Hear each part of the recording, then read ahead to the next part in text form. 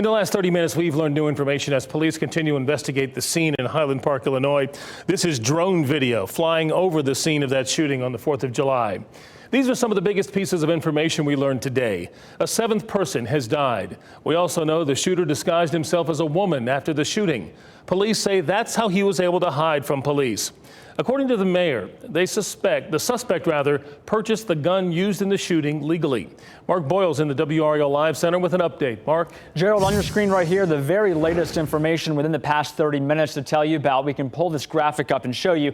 The police just released the new information about the 6 victims identified, most from Highland Park area just north of Chicago. The 7th victim has not been identified at this point. The state attorney expected to announce formal charges tonight. We thought that might happen 30 minutes ago. It didn't. We'll stand by for that. Also telling us the gunman planned this attack for weeks and that the gunman did have previous run-ins with law enforcement. This is all new right now at 5 o'clock. Take a listen.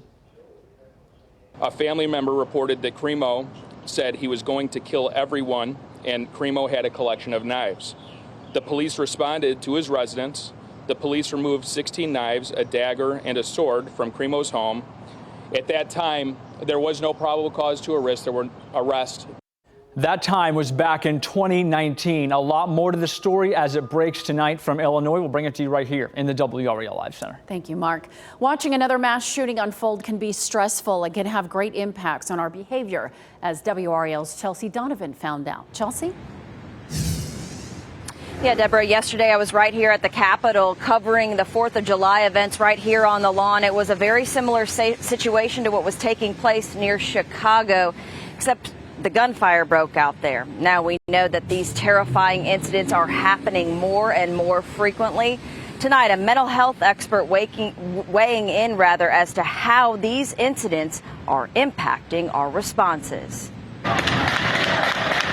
It was a scramble to survive after a gunman sprayed bullets through a 4th of July parade in Highland Park near Chicago. More than 70 rounds fired, 7 dead, dozens of others injured on a day of celebration. Many of us are becoming overwhelmed by the frequency and intensity of the mass shooting. Dr. Kamala Uzel is a Durham-based psychotherapist who lately has been receiving many calls from clients stressed about these continued horrific situations. Clients who are experiencing some kind of acute crisis when they are thinking about going to certain events. She says first, only go to places you are comfortable, and it's okay to say no to limit your anxiety. Maybe it's that you're not in the center of the crowd. Maybe you're on the outskirts of the crowd. Stay for a little while, or you go when there are less people attending at the moment. A WRAL news poll conducted by Survey USA in June found 51% of North Carolinians are at least somewhat concerned about themselves or loved ones becoming mass shooting victims.